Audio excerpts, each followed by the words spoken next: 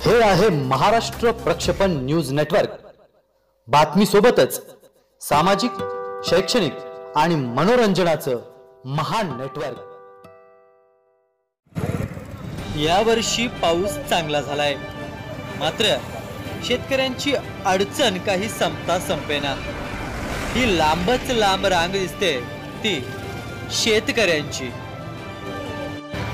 सध्या शेतकऱ्यांना युरिया खताची मोठ्या प्रमाणात आवश्यकता भासते, परंतु मुबलक साठा उपलब्ध नसल्यानं बळीराजास एका युरियाच्या गोणीसाठी दिवसभर रांगेत उभं राहावं लागतंय।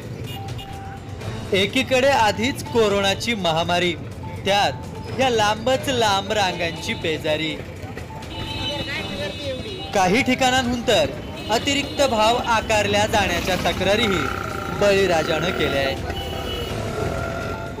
कृषी केंद्रांवरून योग्य त्या भावात खताच्या गोण्या मिळाव्यात आणि मुबलक प्रमाणात खताचा साठा उपलब्ध व्हावा, एवढीच माफक अपेक्षा बळीराजाची आहे।